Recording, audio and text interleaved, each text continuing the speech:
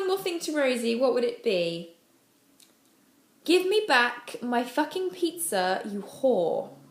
It's not like I'm ridiculously drunk or anything. I've decided to answer some questions seriously because, you know, I'm not serious a lot of the time. So, I decided I was going to answer some of your questions seriously. Without laughs, without anything funny. 100%, totally 100% serious. That's 100% serious, 100%. I'm not going to lie to you because I don't like that. I find liars deceitful persons.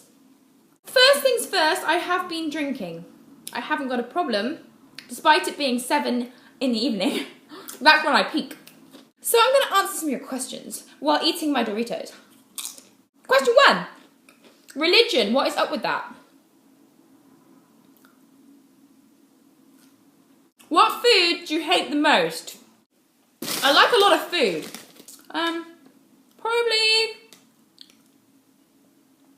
parsley, because my mum ate a lot of it when I was in the womb, and obviously I developed some kind of hating and disliking towards it. I think it tastes like asshole. We're gonna loosen. That's ridiculous. I love them both equally. Equally. Sex or food? Well, I do like my food, but I do like my sex. Although sex doesn't usually come with a stuffed crust.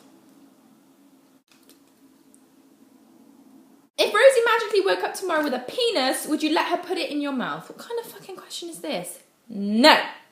Nothing goes in there, and I'll tell you why. I have a funny jaw that dislocates all the time. So, okay. How serious can you get? I'm intrigued. I'm serious enough to talk about vaginal rejuvenation. I don't need it. I'm just saying, if someone said, Rose, talk about vaginal rejuvenation, I'd be like, oof, shit's a killer, man. If you had a penis for one day, what would you do? Okay, I'd play Star Wars. Favourite Hindu deity? Deity? I'm not very clever. I don't really understand religion, so I'm gonna say Patrick Swayze. Do I believe in life after death? I don't know. I think it might just end, and then Whoopi Goldberg rolls over and tells you all the things you did right in life. I don't know. I feel like maybe we take everybody that we love with us. This is a part of me that you're never gonna ever take away from me. This has absolutely no relevance to that question in any way.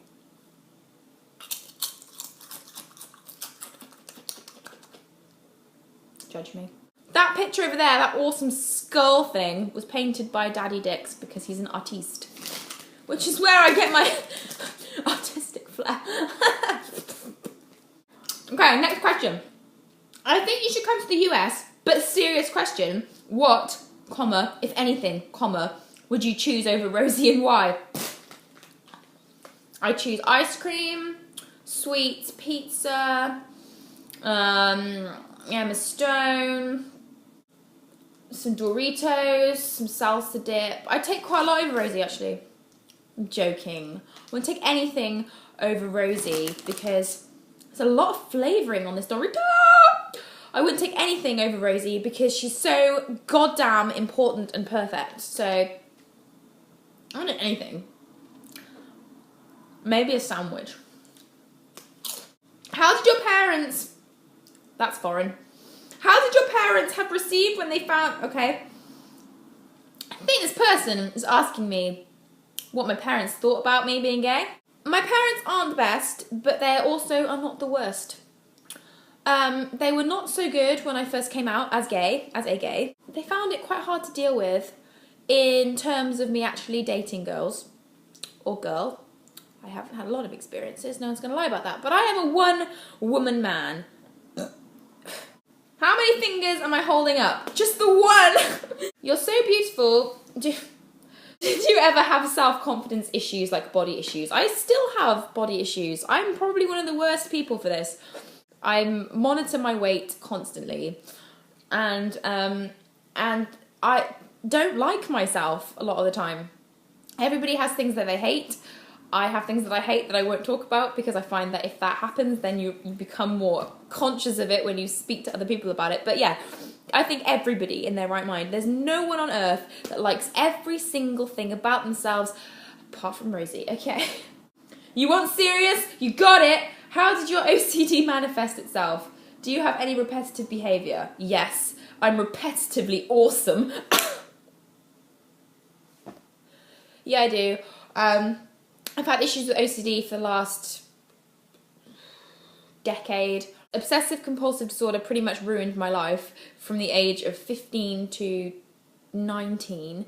I had counselling for it and therapy on and off for a period of 7 years, both one-to-one and group, and it's really, really shit. It's very, very difficult to control, but now it's not. At the time, you think you're going to die of depression, but I found that I'm actually pretty grateful for it. Yes, it makes me a pain in the ass when it comes to cleaning sometimes. I'm pretty obsessed with it, but in other ways, I'm really glad because I find that it makes me a perfectionist. I feel very sick. I drank a lot. And by being a perfectionist, I find that my standards are higher than maybe other people's. So every time I try and meet them, I actually achieve something for myself. So I don't see it as being completely destructive behaviour. I just think I put a lot of pressure on myself to do well in life, and when I don't really cut myself a break that much. But apart from that, OCD got you wrapped around my little finger, y'all. So screw you. Do you worry about being discriminated against because of your sexuality? Do you know what? Not really. I do what I want when I want to do it. If I want to hold my girlfriend's hand or kiss her in public, then I will. The only time I ever feel slightly ill at ease is when I'm walking through a gang of guys or men holding Rosie's hand, because I feel like they think it's an invitation for them to come on to us or to assume we want to mix it up, because lots of people don't think we're lesbians, so they think it's a little bit of a flaunt type situation where we're kind of enticing when really we're just being sexy. So that's when I kind of refrain sometimes from being as affectionate towards her as I want to be. So yeah, there are times where I pick and choose slightly, not because I'm ashamed, because sometimes it's easier just to hold it back slightly, because there are times I've been shouted at and things like that, but I don't get upset about it because I've kicked some fucking ass. But yeah, it can be a little bit awkward at times, and no one's gonna lie about that. I mean, however confident you are in your relationship, there are going to be times where you might feel a little bit like, oh god, that could get awkward. Who is ringing me though? No. Okay. Do you believe in string theory? Sting or string? Sting I believe in. I think he's got a powerful voice. String I also believe in, because I've seen it. What's your career plan? Okay, mum. My career plan is to have one. Despite your young age, have you and Rosie already talked about adoption? Yes, we have talked about adoption. We've also talked about physically pushing one out, a baby. And I think that I would actually make a really good parent, and I think that Rosie would make an excellent parent. I would dress my kid in street fashion, so they're street. If they used double negatives when they spoke, I don't know what I'd do. I don't know. I'm just going to jump off that bridge when I come to it. Okay. Would you rather have a random stranger taped to you for 3 days or travel? Why would I want that? I would definitely travel by camel. They are extremely trustworthy, intelligent people, and most of them, I hear, are scientists. Do you ever want kids? If so, what would you call them? I would call them Flinny Falulu, Poo Poo Booby Booby, or Dave. If you could meet your celebrity crush, where would you like to meet them? Where would I like to meet them? In my bedroom. Were there moments in your life where you thought, no, I can't be a lesbian, I have to be straight? Normal. How do you get through that?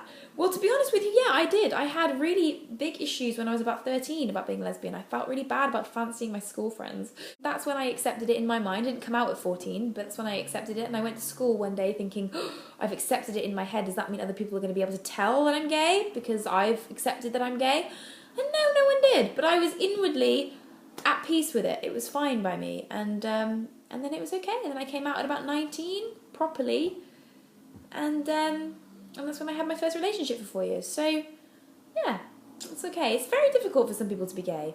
Especially with assholes like fucking Shirley Phelps and all that bullshit. You've got to really turn a blind eye to people who try and tell you that you're worthless or make you feel ashamed of who you are based on the people that you fall in love with. It's ridiculous. Why on earth would you not be with someone who makes you happy? As long as you're good to people, as long as you're not horrible or outwardly discriminating to anybody, then love who you want to love, because life is just damn too short to give a shit and let anybody tell you what to do.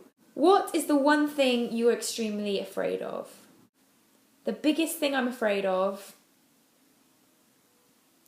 is losing Rosie, probably, because of whatever reason, but especially if it's a failing in me.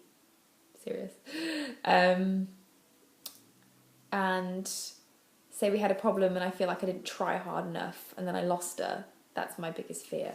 So I feel like it's very important, if you have something good, to try your best. Just try your best to make things work and don't become lazy. And, you're not always going to agree. And if you do need to argue, then argue, but sort your shit out, because if it's worth having, it's worth fighting for, and not in the volatile punching way. So yes, that's probably my biggest fear. Also ants.